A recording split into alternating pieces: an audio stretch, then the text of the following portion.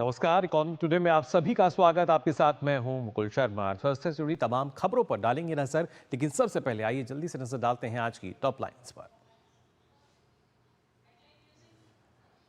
Punjab national bank धोखाधड़ी मामले में भगोड़ा मेहुल चौकसी बेल्जियम में गिरफ्तार। चौकसी को सीबीआई के अनुरोध पर पकड़ा गया। मेहुल चौकसी पर 13,000 करोड़ रुपए से अधिक की बैंक धोखाधड़ी का आरोप। विश्व का फार्मेसी केंद्र बनने की ओर अग्रसर भारत। उत्पादन के लिहाज से दुनिया का तीसरा और मूल्य के लिहाज से 11वां सबसे बड़ा बाजार। पीएलआई योजना से फार्मास्यूटिकल सेक्टर को मिली मजबूती। वित्त वर्ष 2024-25 में भारत में एप्पल आईफोन उत्पादन 60% बढ़कर 1.89 लाख करोड़ रुपए पहुंचा, जिसमें 1.5 लाख करोड़ रुपए का निर्यात शामिल। अमेरिकी चीन टैरिफ वार से भारत में उत्पादन और निर्यात में और तेजी की उम्मीद। और बाजार नियामक सेबी ने अलग अलग सोशल मीडिया प्लेटफॉर्म पर प्रतिभूति बाजार से जुड़ी धोखाधड़ी को लेकर निवेशकों को किया अलर्ट। निवेशकों को केवल सेबी पंजीकृत मध्यस्थों और सर्टिफाइड ट्रेडिंग ऐप से ही लेन देन करने की दी सलाह।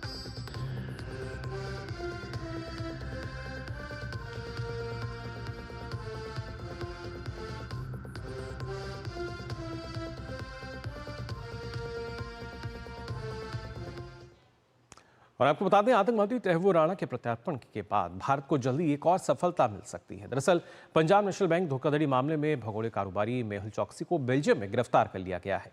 खास बात यह है कि गिरफ्तारी ऐसे समय पर हुई है जब भारत सरकार की ओर से उसे प्रत्यार्पित करने का अनुरोध किया गया है। मेहुल चौकसी पत्नी के साथ बेल्जियम में रह रहा था। हीरा कारोबारी चौकसी पंजाब नेशनल बैंक में हुए 13,500 करोड़ रुपए से ज्यादा के फ्रॉड मामले में वांछित है। सूत्रों के हवाले से बताया जा रहा है कि सीबीआई और ईडी जैसी केंद्रीय एजेंसियों के अनुरोध पर चौकसी को गिरफ्तार किया गया है। तो अब एक और भगोड़ा गिरफ्त में नजर आएगा जल्द ही।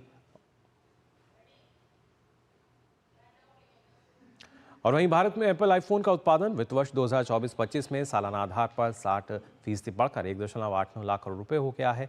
हाल ही में इलेक्ट्रॉनिक्स और आईटी मंत्री अश्विनी वैष्णव ने बताया कि इस कुल उत्पादन में से एप्पल ने भारत से 1.5 लाख करोड़ रुपए मूल्य के आईफोन का निर्यात किया है। अमेरिका चीन टैरिफ वॉर छिड़ने के साथ ही भारत में एप्पल के उत्पादन में और तेजी आने की उम्मीद है, जिसकी वजह से निर्यात में भी इजाफा देखने को मिल सकता है। दरअसल भारत में बने स्मार्टफोन पर अमेरिकी शुल्क काफी कम है। इस कारण से एप्पल जैसी कंपनियों के लिए देश में उत्पादन बढ़ाना चीन के मुकाबले अधिक फायदेमंद होगा। India cellular and electronics association के मुताबिक भारत का स्मार्टफोन निर्यात बीते वित्त वर्ष के 11 महीनों में 1.75 लाख करोड़ रुपए को पार कर गया, जो 2023-24 की इसी अवधि के इसी आंकड़े से 54% अधिक है। तमिलनाडु स्थित एप्पल आईफोन का उत्पादन करने वाली फॉक्सकॉन यूनिट की निर्यात में हिस्सेदारी करीब 70% थी। वहीं विदेशी शिपमेंट में 50% की हिस्सेदारी थी। पिछले वित्त वर्ष में फॉक्सकॉन की आईफोन फैक्ट्री के निर्यात में करीब 40% से अधिक की बढ़त देखने को मिली है।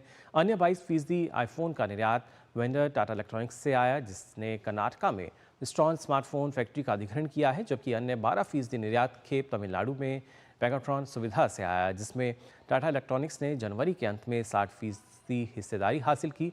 2 ताइवान कंपनियों के अधिग्रहण के साथ ही टाटा समूह देश में आईफोन का एक प्रमुख उत्पादक बनकर उभरा है। दक्षिण कोरियाई कंपनी सैमसंग की कुल निर्यात में हिस्सेदारी 20% के करीब है। केंद्र सरकार की पीएलआई स्कीम के कारण देश के निर्यात को बढ़ावा मिला है और वहीं आयात में कमी आई है। मौजूदा समय में देश में उपयोग होने वाले 99% से ज्यादा स्मार्टफोन घरेलू स्तर पर बनाए जा रहे हैं।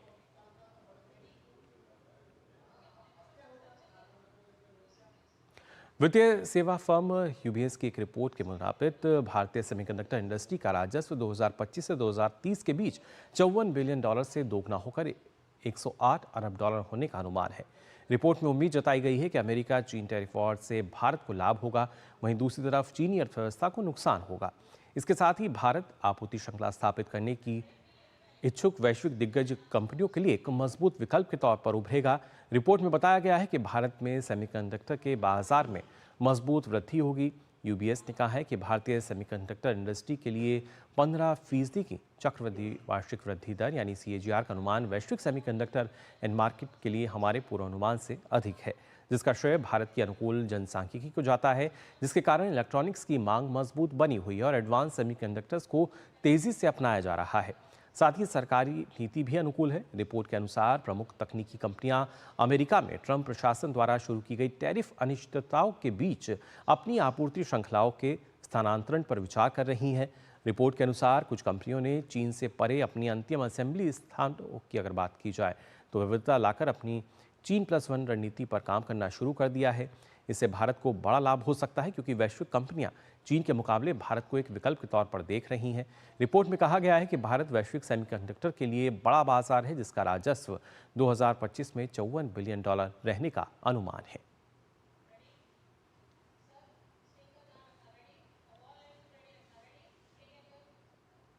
और आइए अब बात करते हैं आज के फोकस की।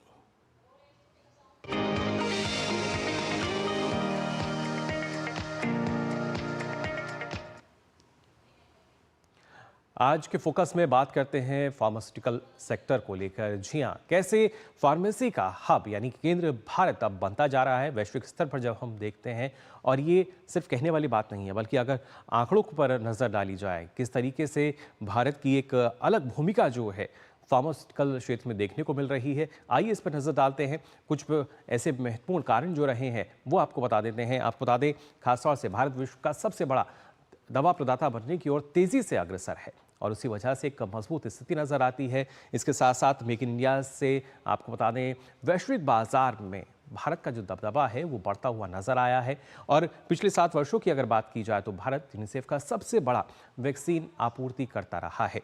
तो ना सिर्फ यूनिसेफ के लिए बल्कि इसके अलावा भी अगर बात की जाए तो भारत जो है वो उत्पादन के लिहाज से अगर हम बात करते हैं तो दुनिया का तीसरा सबसे बड़ा दवा उद्योग है। यानी जो भारतीय दवा उद्योग है वो दुनिया का तीसरा सबसे बड़ा दवा उद्योग है उत्पादन की जब हम बात करते हैं। इसके अलावा अगर हम वैल्यू की भी बात करें यानी मूल्य के लिहाज से भी अगर देखा जाए तो करीब मूल्य के लिहाज से भी भारतीय दवा उद्योग 11वां सबसे बड़ा उद्योग है वैश्विक स्तर पर।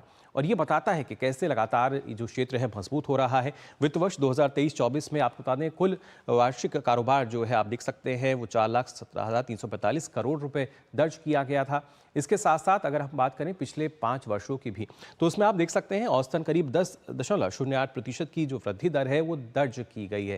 यानी लगातार एक ये जो बाजार है तेजी से अग्रसर है। और इसके साथ साथ भारत विश्व स्तर पर जेनेरिक दवाओं का सबसे बड़ा आपूर्ति करता है। ये एक बड़ा एक पहलू है जिसके कारण लगातार मांग जो है वो भारतीय दवाओं की बनी रहती है। वैश्विक आपूर्ति की अगर हम बात करें जहाँ पे भारत की जो हिस्सेदारी है करीब 20% की है वो है। इसके साथ साथ भारत जो है आपको बता दें ना सिर्फ उच्च गुणवत्ता बल्कि उसके साथ साथ जो लागत की बात आती है तो भारत कम लागत वाले टीकों का भी एक प्रमुख आपूर्ति करता है। जो टीके लगाए जाते हैं उनकी लागत कम रहती है और इसी वजह से भारत की जो एक मांग है बढ़ती नजर आती है। वैश्विक चिकित्सा उपकरण बाजार में भी तेजी से भारत की जो भूमिका है वो बढ़ती नजर आ रही है। यानी जो मेडिकल इक्विपमेंट्स की हम बात करते हैं और मेडिकल इक्विपमेंट्स के मामले में आपको बता दें एशिया का चौथा सबसे बड़ा चिकित्सा उपकरण बाजार जो है वो भारत है। यानी यहाँ भी दबदबा कायम है। सर्जिकल इक्विपमेंट की बात करें, मेडिकल इक्विपमेंट की बात की जाए, इसमें लगातार भारत आगे बढ़ रहा है और दुनिया के शीर्ष 20 चिकित्सा उपकरण बाजारों में से भी अब एक बन चुका है। और ये जो हम कह सकते हैं जो यात्रा है ये रुकने वाली नहीं है, लगातार बढ़ रही है। और इसमें देखिए जो योगदान रहा है वो है उत्पादन से जुड़ी प्रोत्साहन योजनाओं का। यानी जो PLI स्कीम की अगर बात की जाए जिनके जरिए उत्पादन बढ़ा, उत्पादन के साथ साथ रोजगार के जो नए नए अवसर हैं उनका सृजन हुआ, ये स्कीम काफ़ी कारगर रही है। और इसी उद्देश्य को लेकर ये जो तमाम योजनाएं थी इनकी शुरुआत की गई थी। और साथ ही आपको बता दें देश में प्रधानमंत्री भारतीय जनऔषधि परियोजना से भी जो लोग हैं उनको काफ़ी फ़ायदा मिला है। जी हाँ, ना सिर्फ लागत की बात की जाए बल्कि जो बचत है इसके जरिए होती है। और एक आंकड़ा है कि 8 अप्रैल 2025 तक देश भर में कुल 15,480 जनऔषधि जो केंद्र है खोले जा चुके हैं। लगातार इसमें इजाफा हो रहा है, वृद्धि हो रही है और प्रयास यही किया जा रहा है कि कैसे इनकी संख्या को बढ़ाया जाए जिससे ना सिर्फ एक खासतौर से अगर देखा जाए जो स्वास्थ्य क्षेत्र है उसमें मजबूती आ सके और जो फार्मास्यूटिकल हब की जब हम बात कर रहे हैं, फार्मेसी हब की जब हम बात करते हैं तो भारत अपनी यात्रा की जो शुरुआत है वो बेहतर ढंग से कर सके। जाना आपने किस तरीके से भारत का जो फार्मास्यूटिकल क्षेत्र है वो लगातार बढ़ता हुआ नजर आता है, इस पर हम चर्चा करेंगे। लेकिन उससे पहले हम रुक रहे हैं छोटे से ब्रेक के लिए, जल्द लौटते हैं। एक ऐसा तबका जो रिटायरमेंट के बारे में आज भी बिल्कुल नहीं सोचता वो है औरतें। औरतें कमा के भी वल्नरेबल हैं। सो एनपीएस एक इक्वालिटी ला रहा है, हम सब एक बराबर प्लेटफॉर्म पे हैं। अपने बेहतर कल को सुनिश्चित करने के लिए एनपीएस जरूरी है।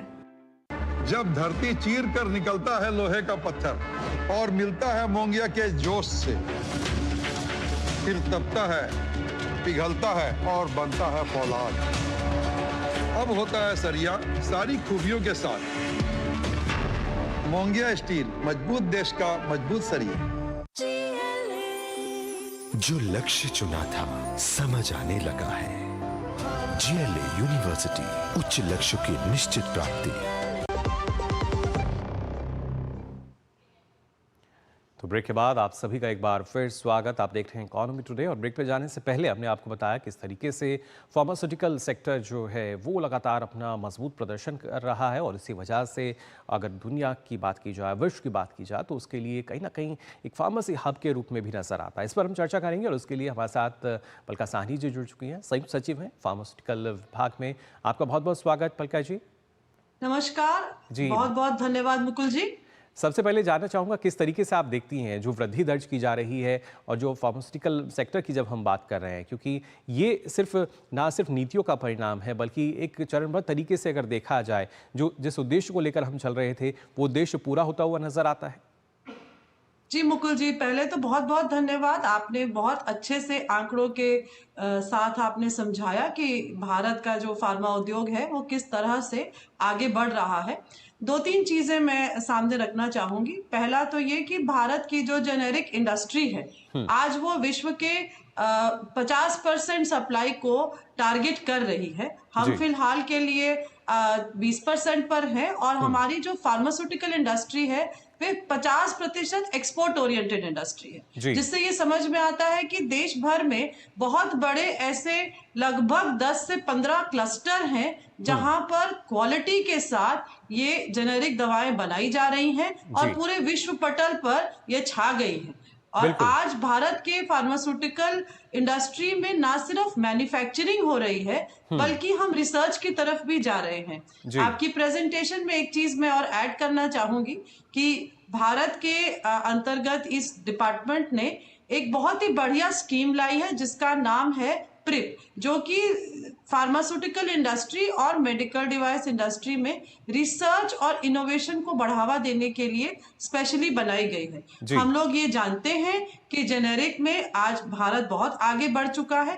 अब हम ये चाहेंगे कि भारत में नई दवाओं का इजाद भी होना शुरू हो। इसके लिए 5,000 करोड़ की बजट से ये स्कीम लाई गई है जिसमें हर स्केल की इंडस्ट्री को हमने आमंत्रित किया है स्कीम से जुड़ने के लिए, ताकि हम रिसर्च और इनोवेशन में भी उतना ही आगे बढ़े। मेडिकल डिवाइसेस के क्षेत्र में हम सभी ने देखा कोविड के समय पर, चाहे वो PPE किट हो, चाहे वो ग्लव्स हो, इस तरह की सभी चीजों में भारत ने जिस ट्रस्ट और जिस डिपेंडेबिलिटी पर पूरे विश्व को सर्व किया, साथ ही कोविड वैक्सीन में जिस तरह को सर्व किया, उससे भारत का रुतबा पूरे विश्व पटल पर बढ़ा है।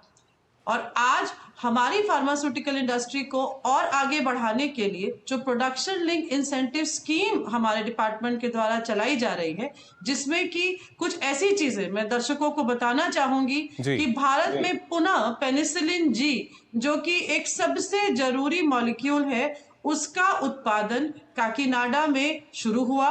क्लेवेनिक एसिड का उत्पादन हिमाचल प्रदेश में शुरू हुआ।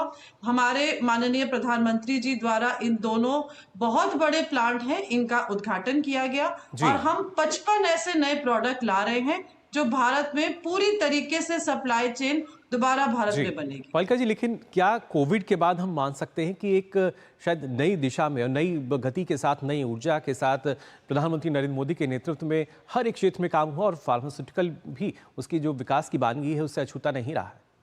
बिल्कुल। और मैं ये बताना चाहूंगी कि प्रधानमंत्री श्री नरेंद्र मोदी जी के नेतृत्व में जो मेक इन इंडिया आत्मनिर्भर भारत कार्यक्रम की शुरुआत की गई थी, उसी कार्यक्रम के तहत आज फार्मास्यूटिकल इंडस्ट्री विश्व के तीसरी सबसे बड़ी इंडस्ट्री बन चुकी है। और हम कोशिश ये कर रहे हैं कि जैसे कहा जाता है कि हर देश में हमारी दवाएं पूरी निर्भरता के साथ पहुंचाई जा रही हैं और एक दिन जरूर आएगा जब जेनेरिक इंडस्ट्री में भारत सबसे उच्च श्रेणी पे पहुंच जाएगा। जी बिल्कुल, और ये तमाम अवसर हैं क्योंकि जो जैसे आप कह रही हैं कि एक दिन वो ज़रूर आएगा, वो लक्ष्य हमारे सामने है कि कैसे हम पहले पायदान पर पहुंच सकते हैं, लेकिन यहाँ तक पहुंचना भी आसान नहीं था। इसमें सरकार की जो नीतियाँ हैं वो पिछले एक दशक में अगर देखा जाए किस तरीके से कारगर होती नजर आई हैं? जी बिल्कुल, बहुत ही अच्छा प्रश्न है। हमारी तरफ से हम एक स्कीम चलाते हैं जिसका नाम है स्ट्रेंथनिंग फार्मास्यूटिकल इंडस्ट्री। जी। हम ये मान के चले मुकुल जी कि कोई भी सेक्टर हो, उसमें जो छोटे और लघु उद्योग हैं, उनका जो योगदान रहा है मेक इन इंडिया में, वे काबिले तारीफ है। तो हम कोशिश ये करते हैं कि हम अपनी तरफ से स्वावलंबी आत्मनिर्भर भारत के लिए 2 करोड़ तक की सहायता दे रहे हैं, जिससे कि हमारा हर एमएसएमई यूनिट आज WHO GMP सर्टिफाई हो जाए। इसका जी। अर्थ ये है कि विश्व का जो स्तर है, विश्व का जो स्टैंडर्ड है, वहां तक हमारे सारे यूनिट पहुंच जाए। जी। PLI स्कीम के तहत 15,000 करोड़ रुपए की लागत से ये स्कीम चली है, जिसमें आज कॉम्प्लेक्स जेनेरिक्स हो, बायोफार्मास्यूटिकल्स हो, बायोसिमिलर्स हो, जी। कैंसर की दवाएं हो, बीपी की दवाएं हो, सब बन रही हैं। और जैसे कि मैंने पहले कहा था कि कुछ ऐसे API हैं सप्लाई चेन में जिनकी बहुत ही महत्वपूर्ण योगदान है, जी। उनको पुनः भारत में हमने जीवित किया है। और अब 55 ऐसे नए प्रोजेक्ट चल रहे हैं जहां पर जी। हम फिर API में सबसे अग्रणी बनेंगे। इसी बिल्कुल। प्रकार से मेडिकल डिवाइसेस हो, स्टेंट हो, इसी तरह की चीजें अब भारत में पुनः बनने लगी हैं, क्योंकि जी। आपने बिल्कुल ठीक कहा कि कोविड के बाद हर क्षेत्र में देश आत्मनिर्भरता की ओर बढ़ रहा है। जी बिल्कुल। और जब हम बात करते हैं कि कैसे आत्मनिर्भर हमें होना है, विकास होना है, इसके लिए निवेश की आवश्यकता होती है। और हमने जी। देखा है कि फार्मास्यूटिकल क्षेत्र में जो निवेश हुआ है, उसके जरिए भी ना सिर्फ उत्पादन में हमने देखा लगातार वृद्धि हुई है, रोजगार के ना जाने कितने ही जो अवसर हैं वो युवाओं को मिले हैं। क्या स्थिति है निवेश की? जी बिल्कुल, निवेश की जहां तक बात है तो जैसा मैंने कहा कि सरकार द्वारा लगभग 25,000 करोड़ रुपए का निवेश इस क्षेत्र में हुआ है, चाहे PLI हो। हम 3 बहुत बड़े बल्क ड्रग पार्क लेके आ रहे हैं, जो कि गुजरात, आंध्र प्रदेश और हिमाचल में स्थित हैं। यहाँ पर सरकार 3,000 करोड़ का निवेश कर रही है, जिससे state of the art unit यहाँ आए और बिल्कुल ग्लोबल मैन्युफैक्चरिंग कर पाए। और जहां तक कि जी फार्मा पार्क हमारे जो खासतौर से जो भारत के लोग हैं सब जान रहे हैं कैसे उस पर लगातार काम हो रहा है, लेकिन क्या जब हम निवेश को देखते हैं तो जो बाहर की कंपनियां हैं वो भी क्या अब यहाँ पर लगातार निवेश को बढ़ावा दे रही हैं? जी बिल्कुल, आपने सुना होगा कि फार्मा क्षेत्र में आज कोई ऐसी बड़ी कंपनी नहीं है, चाहे वो अमेरिका की हो, चाहे वो यूरोप की हो, जो कि इस आज हमारे देश में मौजूद नहीं है। भारत पूरे विश्व का सबसे बड़ा CRDMO का इकोसिस्टम है। यही रिसर्च होती है, यही डेवलपमेंट होती है। हर बड़ा ब्रांड आपने सुना है कि हमारे यहाँ पर रहा है। एक्सपोर्ट भी 2 लाख करोड़ का होता है। और निवेश के मामले में हम लोग 4% तक पहुंच चुके हैं FDI के, और हम आगे ही बढ़ रहे हैं, क्योंकि आपने देखा होगा आज का जो वैश्विक स्थिति है उसमें भारत अग्रणी खड़ा है किसी भी देश के लिए निवेश के हिसाब से। जी बिल्कुल। और खासतौर से FDI का भी आपने जिक्र किया तो जी, और अप्रैल 2024 से 1,70,000 करोड़ का FDI हमारे यहाँ पर एक वर्ष में आया है फार्मा क्षेत्र में। जी बिल्कुल, ये भी क्योंकि एक बड़ा निवेश है, उसके ज़रिए तमाम हम देखते हैं जो इंफ्रास्ट्रक्चर है उसके निर्माण की बात कही जाती है। लेकिन पलका जी, किस तरीके से इसको हम जो खासतौर से जब विकास की बात की जाती है तो हमें लगता था कि शायद दवाइयाँ जो हैं पहले एक स्थिति थी जब हम आयात करते थे, लेकिन आज हम देखते हैं कैसे हमारा जो निर्यात है, एक्सपोर्ट है, उसमें इजाफा हुआ है। और उसके साथ साथ देश में इस तरह का इंफ्रास्ट्रक्चर बनाया गया है, खासतौर से प्रधानमंत्री जन औषधि केंद्रों की भी अगर बात की जाए, कि लोगों को स्वास्थ्य सेवाएं जो हैं वो बेहद ही किफ़ायती दाम पर मिले, उनकी बचत हो और वहाँ से भी एक जो विकास है उसको और ज़्यादा गति मिल सके। बहुत बहुत। और जहां तक आपने बात की एक्सपोर्ट की, आज हमारे यहाँ से 2,20,000 करोड़ का फार्मास्यूटिकल एक्सपोर्ट एक वित्तीय वर्ष में हमने किया है। जैसा कि मैंने कहा, सभी विश्व की कंपनियां यहाँ मौजूद हैं, उनकी मैन्युफैक्चरिंग आज गर्व से हिंदुस्तान कर रहा है। और यहाँ से बनी हुई दवाइयां सब जगह पर जा रही हैं, चाहे वो दवा हो, चाहे वो वैक्सीन हो, चाहे वो मेडिकल डिवाइस हो। और जहां तक आपने जन औषधि की बात की, तो आपने जैसे अपने प्रस्तुतिकरण में दिखाया था, 15,000 जन औषधि केंद्र आज हमने टारगेट से पहले अचीव कर लिए हैं। इसका प्रोडक्ट बास्केट 2100 दवाइयां आज जन औषधि केंद्र के माध्यम से आम आदमी तक पहुंचाई जा रही हैं, जिसकी वजह से जेब से होने वाला खर्च दवाई पर लगातार घट रहा है। और मैं आपके माध्यम से बताना चाहूंगी कि 100% क्वालिटी WHO GMP सर्टिफाइड दवाइयां आज जन औषधि केंद्र के माध्यम से दी जा रही है। जी बिल्कुल, और इसके साथ ना सिर्फ देश में बल्कि कई और भी देश हैं जहां पर प्रधानमंत्री जन औषधि केंद्र जो हैं उनको लगातार हम दिखा रहे हैं कैसे संचालित किए जा रहे हैं, और भी आने वाले समय में उनकी संख्या में भी इजाफा होगा। लेकिन प्रकाश जी, जब अर्थव्यवस्था के लिहाज से देखा जाता है, कितना मजबूत एक फैक्टर इसको हम मान सकते हैं? जो मोमेंटम हम देख पा रहे हैं फार्मास्यूटिकल सेक्टर का, कितना बेहतर रहेगा ये हमारी इकॉनमी के लिए?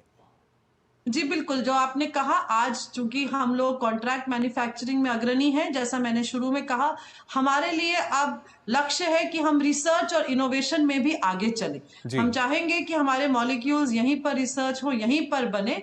इसके लिए 5,000 करोड़ की लागत से हमारी प्रिप स्कीम आ रही है, और मैं विश्वास दिलाना चाहूंगी कि हमारे इकोनॉमी में सबसे स्ट्रॉन्ग पिलर के तौर पर आज फार्मा सेक्टर खड़ा है, और ये हमें हमारी इकोनॉमी को ना सिर्फ निवेश बल्कि एकदम जिसे कहते हैं कि एम्प्लॉयमेंट का गारंटीड सोर्स देगा। और नाइपर्स की मदद से एम फार्मा, बी फार्मा के कोर्सेज हम चला रहे हैं, जो कि विश्व स्तरीय वहां पर एजुकेशन मिल रही है, ताकि हमारे युवा इस सेक्टर की बढ़ोतरी में हमें योगदान दे। यानी अर्थव्यवस्था के लिए भी एक दवा का काम ये जो सेक्टर है वो करता हुआ नजर आ रहा है। जी, तो जाहिर तौर पर तमाम जो संभावनाएं हैं, जो अवसर हैं इस क्षेत्र में हैं, और मजबूती उसके साथ साथ नजर आती है। फिलहाल आपका बहुत बहुत शुक्रिया प्रकाश जी, हमारे साथ जुड़ने के लिए, इस महत्वपूर्ण विषय पर इतनी जानकारी साझा करने के लिए बहुत बहुत धन्यवाद आपका। तो जाना आपने कैसे फार्मास्यूटिकल सेक्टर जो है वो मजबूत हो रहा है, और उसके चलते जो अर्थव्यवस्था है उसमें किस तरीके की मजबूती आ रही है, और ये जो विकास की गति है ये थमने नहीं वाली, लगातार इसमें जो वृद्धि हो रही है, इजाफा हो रहा है, जिसका फ़ायदा देश की अर्थव्यवस्था को मिल रहा है। और आइए अब इकोनॉमी टुडे में नज़र डालते हैं कारोबार जगत से जुड़ी कुछ और अहम खबरों पर फटाफट अंदाज में। भारतीय फार्मा कंपनी ग्लेनमार्क फार्मास्यूटिकल्स, सन फार्मास्यूटिकल इंडस्ट्री और जाइडस ने मैन्युफैक्चरिंग संबंधित समस्याओं के कारण अमेरिकी बाजार से कई दवाएं रिकॉल की हैं। ये जानकारी US food and drug administration की ताज़ा रिपोर्ट में दी गई। यूएस FDA नियमित रूप से अमेरिका में बेची जाने वाली दवाओं की सुरक्षा और गुणवत्ता की निगरानी करता है, और ये सुनिश्चित करता है कि दवा निर्माता सख्त मैन्युफैक्चरिंग मानकों का पालन करें। सोने की कीमतों में बीते हफ्ते 6.5% का उछाल देखने को मिला, और अंतर्राष्ट्रीय स्तर पर कीमतें बढ़कर $3,237 प्रति औंस पर पहुंच गई हैं। वैश्विक अनिश्चितता के साथ साथ सोने के दाम में तेजी आने की वजह डॉलर का कमजोर होना है। यूरो के मुकाबले 3 वर्षों के निचले स्तर पर पहुंच गई है, जिससे गोल्ड निवेशकों के लिए एक सुरक्षित निवेश विकल्प बन गया है। बाजार विश्लेषकों का कहना है कि मंदी के जोखिम, बॉन्ड यील्ड में वृद्धि और वित्तीय अस्थिरता की चिंता निवेशकों को गोल्ड की ओर आकर्षित कर रही है। भारतीय स्टार्टअप इकोसिस्टम ने पिछले सप्ताह भी फंडिंग की गति जारी रखी, जिसमें 24 न्यू एज कंपनियों ने $180 मिलियन से अधिक जुटाए। फिनटेक सबसे अधिक फंडिंग वाला सेक्टर बना रहा। 2025 की पहली तिमाही में फिनटेक सेक्टर के लिए जुटाए गए फंड के मामले में अमेरिका और यूके के बाद भारत दुनिया में तीसरे स्थान पर था। पहली तिमाही के दौरान जुटाई गई कुल फिनटेक फंडिंग में बेंगलुरु अग्रणी रहा, जिसके बाद गुरुग्राम और मुंबई का स्थान रहा। बाजार नियामक सेबी ने अलग अलग सोशल मीडिया प्लेटफॉर्म पर प्रतिभूति बाजार से जुड़ी धोखाधड़ी को लेकर निवेशकों को सावधान किया है। सेबी ने निवेशकों को सावधानी बरतने और सेबी रजिस्टर्ड संस्थाओं की वास्तविकता को जांचने की सलाह दी है। सेबी ने सोशल मीडिया प्लेटफॉर्म पर प्रतिभूति बाजार से जुड़े धोखाधड़ियों के बढ़ते मामलों को देखते हुए निवेशकों को सावधान किया है। इसके अलावा प्रतिभूति बाजार में निवेश करते समय निवेशकों को केवल सेबी पंजीकृत मध्यस्थों और सर्टिफाइड ट्रेडिंग ऐप से ही लेन देन करने की सलाह दी जाती है।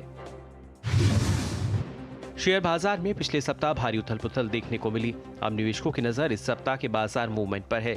आपको बता दें कि इस सप्ताह 2 दिन शेयर बाजार बंद रहेंगे। आज यानी 14 अप्रैल को अंबेडकर जयंती के अवसर पर भारतीय शेयर बाजार बंद रहेगा। इसके अलावा 18 अप्रैल को गुड फ्राइडे के मौके पर भी शेयर बाजार बंद रहेगा। हालांकि इनके अलावा सप्ताह के अन्य कारोबारी दिनों में शेयर बाजार सामान्य तौर पर खुलेंगे। भारत और नेपाल के बीच सीमा शुल्क सहयोग पर 21वीं महानिदेशक स्तरीय वार्ता काठमांडू, नेपाल में हुई। दोनों पक्षों ने दोनों देशों के बीच सीमा शुल्क सहयोग बढ़ाने के लिए कई द्विपक्षीय मुद्दों पर चर्चा की। दोनों देशों ने सीमा पार आपराधिक गतिविधियों और सोने, नशीले पदार्थ और नकली नोट की तस्करी पर बात की। इसके अलावा प्रतिबंधित श्रेणी की वस्तुओं जैसे ई सिगरेट, ई लाइटर और लहसुन की कुछ किस्मों की तस्करी पर भी चर्चा की गई। मार्केट रेगुलेटर सेबी अध्यक्ष तुहिन कांत पांडे ने इंडियन मार्केट्स को सेफ और स्ट्रांग बताया है। उन्होंने कहा कि भारतीय बाजारों के फंडामेंटल्स भी मजबूत हैं। दुनिया भर के स्टॉक मार्केट्स में उतार चढ़ाव के बीच एक दैनिक समाचार पत्र को दी गई इंटरव्यू में तुहिन पांडे ने ये बात कही। गौरतलब है कि 1 मार्च को तुहिन कांत पांडे को सेबी का नया अध्यक्ष बनाया गया था। तो फिलहाल के लिए इकोनॉमी टुडे में बस इतना ही। दीजिए अनुमति। नमस्कार।